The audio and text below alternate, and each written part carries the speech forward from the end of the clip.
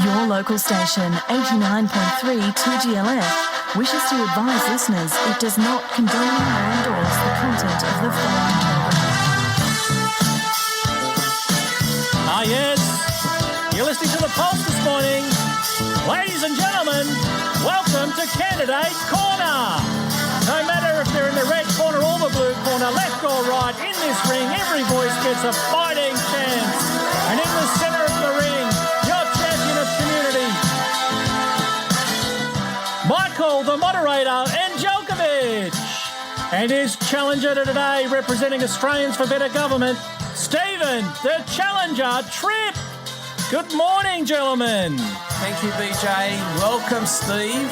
Good morning, guys. Our show. What a great intro. This is we're working on this. It's a work in progress. I'm fired up and ready to go. Rocky's one of my favourite movies of all time. So. Awesome. So, yeah. So, look, welcome. I know you've had a bit of a trip. So you come from the north side, north of the Harbour Bridge, but you're familiar with our area because our good friend Adam Zara is down at Campbelltown, and we've known each other for a few years now. Yeah, and I've worked in this area before as well. I'm an engineering surveyor, so I worked on the M5 upgrade. So I spent a lot of time out in Liverpool, had a lot of friends in Liverpool, so I'm very familiar with the area, and it's a good area, and it's great to come back and see that it's still vibrant, and it's a beautiful day today. So I was happy to, even though I had to beat the traffic, it's an hour and a half getting here and battling through Military Road, but it was well worth it. Welcome to Liverpool and Fairfield in the Great Southwest.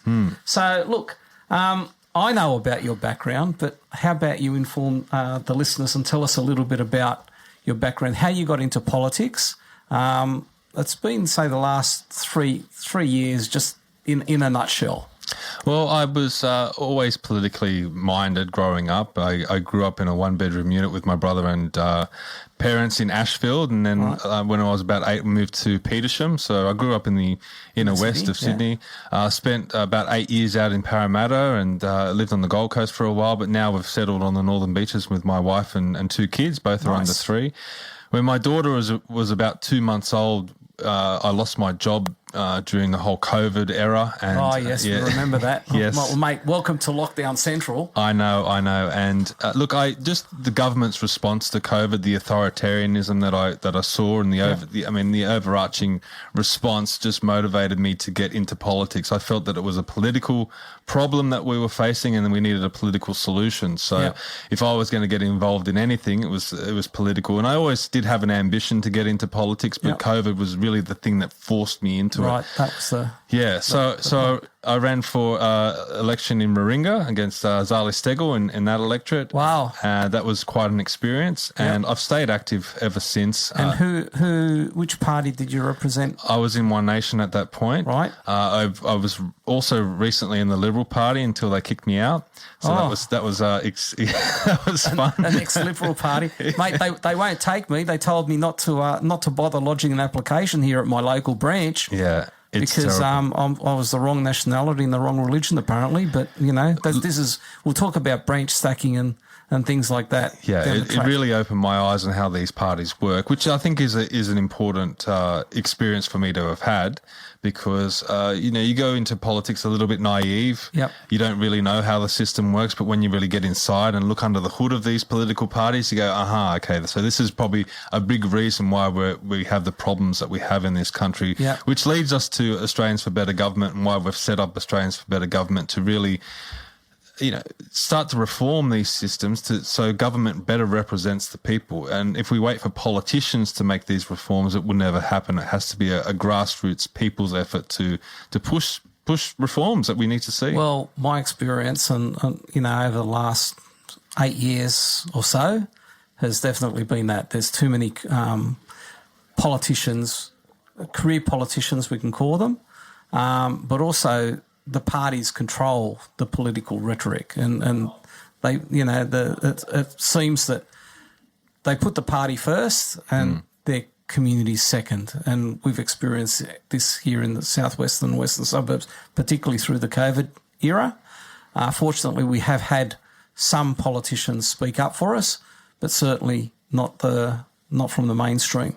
But you, prior to setting up Australians for Better Government, you've had a little bit of experience with obviously One Nation, and you have a couple of podcasts. So the Ex-Candidates with Adam Zara, which I've been a guest on. Yes. Thank you. And now you're a guest on The Pulse. Yes. So I'm returning the favour. No, it's amazing. We're also doing Commanding the Narrative now, which is really our main platform.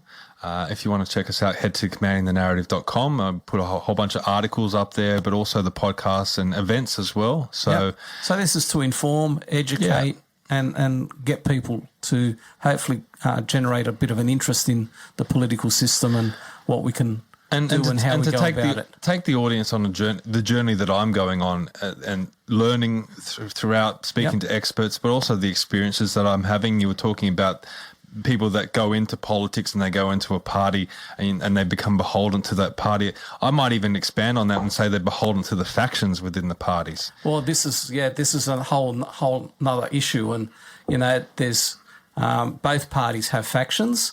Both the major parties, the Liberal Party and the Labor Party. Yeah, there are three major factions in the Liberal Party, as we know, but a lot of the people out there don't know, and what they don't know, sorry to cut you off, but what they don't know is that internally within these parties, they're more focused on the factional war that's going on than there are political opponents or the broader Australia community. They don't care. They don't care about policy. They don't care about solutions. They don't care about advancing Australia. Yep. They just care about the little vindictive little games that they're playing in control, the back. Power That's right. plays. Exactly. Yes. Yeah. Yes, I know. And I think in the Labor Party you've got the left and the centre left, because Labor, as we know, is more of a socialist party. Used to be sort of more tending not quite as far as the Greens, being more communist in their thinking, but certainly socialist. In the Liberal Party, we've got the Conservatives. They call themselves that. Yeah. The centre right or centre right. Centre right, and then there's the moderates. And there's let me tell you, there's nothing moderate about the moderate faction. They are more left than some of the Labor MPs that I know. Yeah, and you see that in the Parliament. You can spot them straight away. Yeah. So it is a big, massive problem, and it's a big issue. But as I said, it's not going to be solved by relying on these politicians. It needs to be a people's movement to solve these issues. So Australians for Better Government grew out of all that, and hopefully that's the path that we can take them on.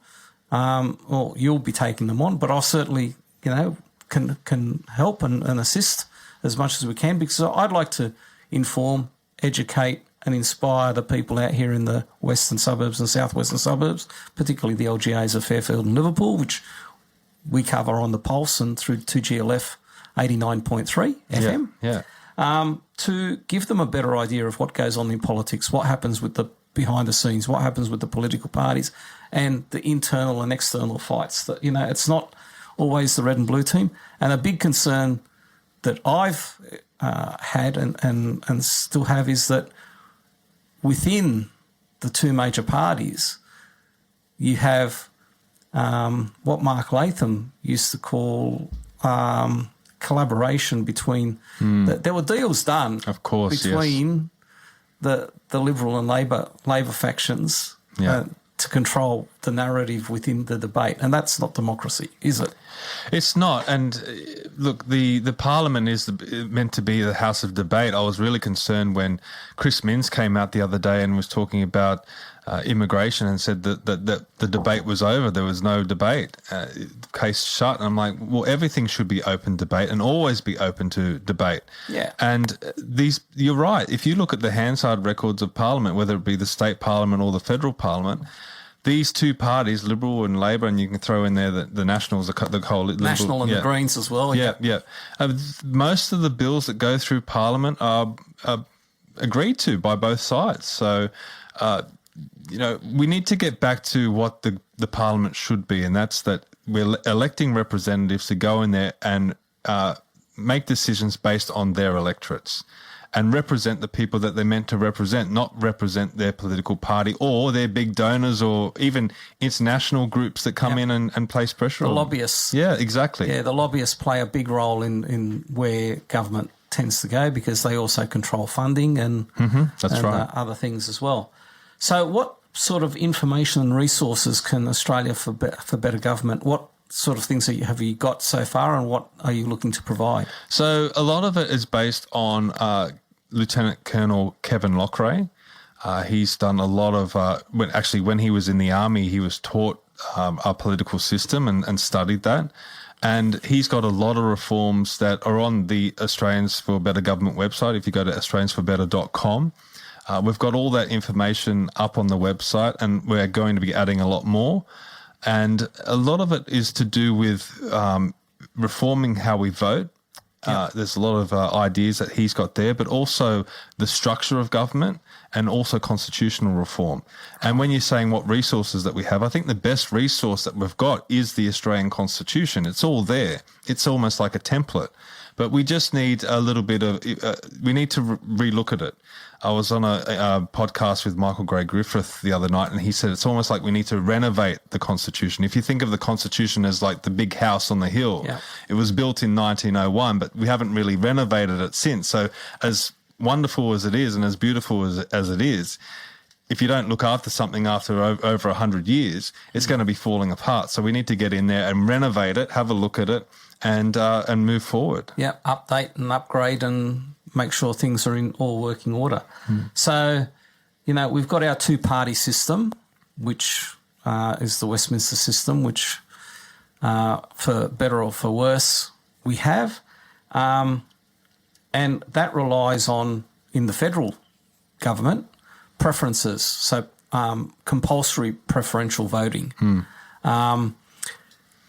Can we talk about how a lot of people turn around, and I've noticed this being involved in a number of campaigns as you have, they follow the how to vote cards. They really haven't thought about it. I mean, one of the things I've been saying is you should know the candidate, not just vote for the candidate, not for the party they allegedly represent, because we've got, as you know, there's been a bit of jumping around, and not all the candidates necessarily follow all the party lines, or are there to use a brand in order to further their political careers.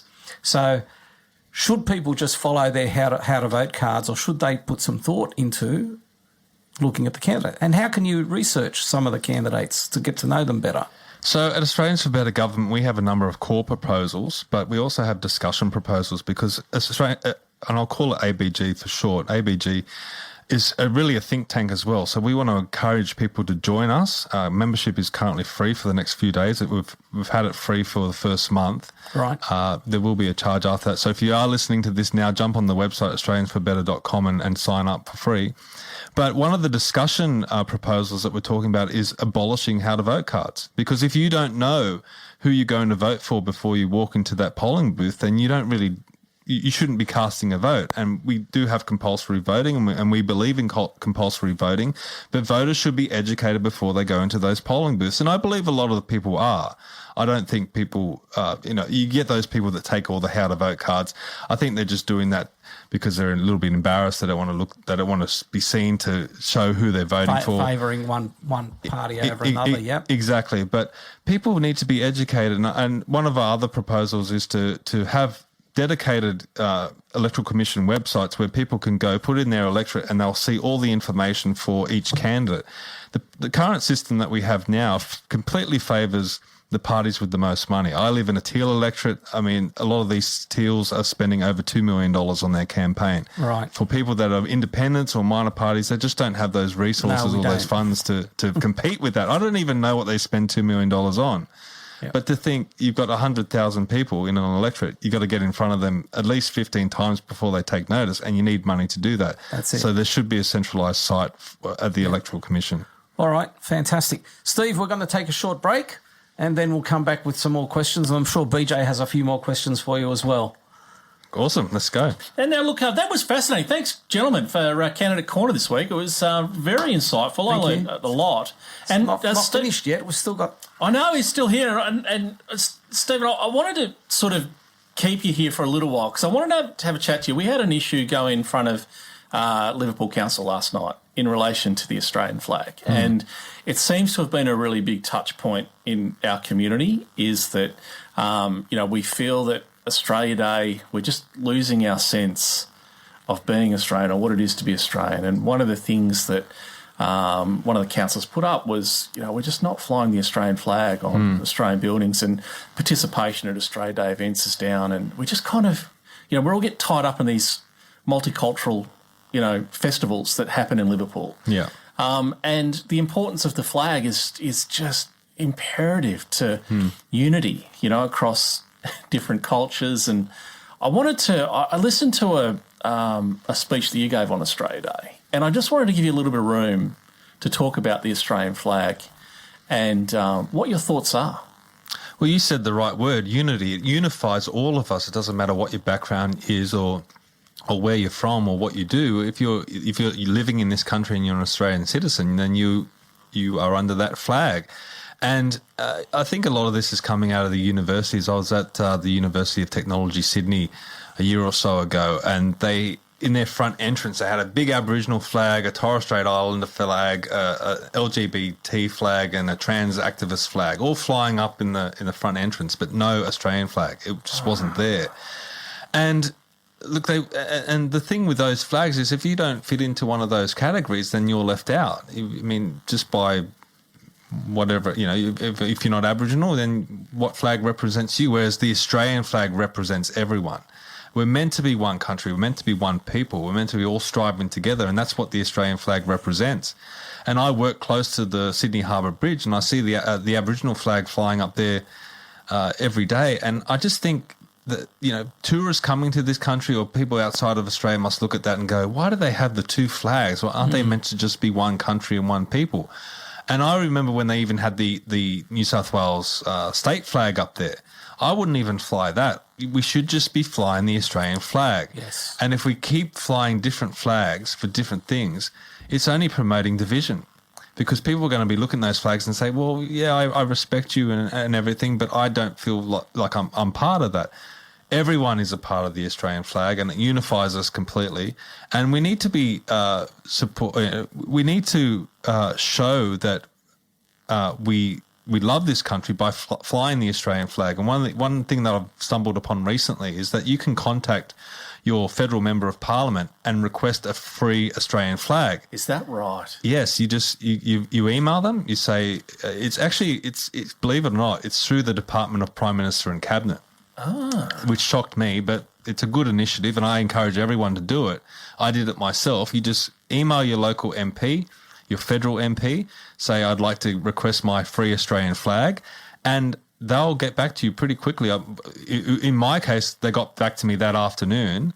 I went in there, free Australian flag, made in Australia with a nice little booklet. It was made in Australia. Made in Australia. Made in Australia. It was a metre and it was 1.8 metres, a big Australian flag, proper, not just a little one.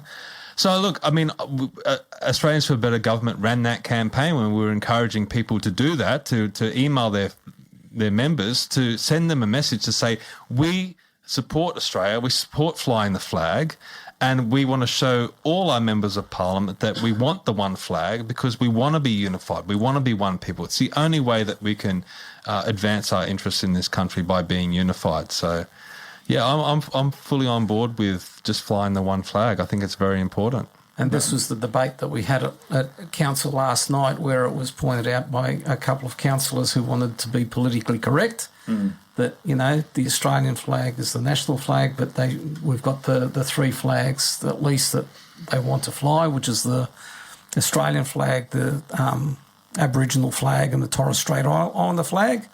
And then what other flags? There were a couple. Well, there's the Liverpool flag too. There's a Liverpool. I mean, how far? That's right. New South Wales state flag, the Liverpool city flag. City flag. Yeah. I mean, how far do you take it, right? And I think what Stephen's saying here is true. If we look, we live in one of the most multicultural societies in the world. We're very successful at it. I will, despite, recent events. Well, we have been to date, I think. But I think I think the fabric is actually starting to show, boys. Yeah, cracks are definitely showing, and certainly in the last 10 years, I think it's gone downhill. Yep. And I've certainly noticed that in the last 20 years. I mean, I came from, I'm Australian born from an immigrant family. Yeah. I grew up, and back in the day, going through school, I was called Wog and Dago and a few other things, but we got through that. Certainly, it's moved forward, and even at my age, I'm in my 60s. 10 years or so ago, I experienced racism from a group, and they favoured. Basically, they pushed out the feelings of being the outsider Wog, and being dismissed because of my ethnic background came to the fore again. So, look, we have to unite under the Australian flag. We have to unite under the Australian anthem. And if you're here and born here, and I've mentioned this on previous shows, the kids that are born here that turn around and say, I'm whatever the ethnicity of my parents is or the heritage of my parents, needs to stop. Right. You're Australian first, of whatever heritage. In my case, I'm Australian of Serbian heritage. That's the way I've taught my kids. My late grandfather always said to me, appreciate where you came from, but always remember where you are and make sure that you respect where you are. And look, this division only benefits the activist groups and some of the political parties. They're relying on this division because it gives them a platform. It gives them a base. A lot of these activist groups wouldn't exist without this division. Yeah. So we need to be very conscious of that and push back against it and say, no, we're not going to accept it. And I think most Australians do. If you go down to, like, say, Coogee Beach or one of the big parks here in Liverpool, and you just stand back and observe people, you have people of all different races and backgrounds and whatever it might be, all intermingling, having fun, enjoying each other's company. I think if we were just left alone without all this division being pushed through by the media and by these activist groups and a lot of the political parties as well, you wouldn't have any of this, and everyone would be fine flying the Australian flag because we would all feel like we were together in one people. Yep. I mean, let me ask you a question. Yep, go on. I mean, our soldiers fought and died in World War One. Mm-hmm. Our soldiers fought and died in World War Two, Vietnam, and a number of other wars. But in today's Australia, how many of our youth would volunteer to go and fight for Australia under the Australian flag? Well, the Defence Forces are really struggling with that at the moment. So recruitment is at all-time lows. Yeah, and it's no wonder because there's no pride there. And I'm not supporting any conflict around the world. I think that's terrible. And as a species, we need to move away from conflict. But we still need a strong defence force. Defence force, yes. And we still need people to be encouraged to join the Defence Force and defend this country because it is such a great country. Like, where else in the world would you really want to live? We've got it so good here, but if we don't value it and we don't appreciate what we've got, we will lose it. Yeah, I agree.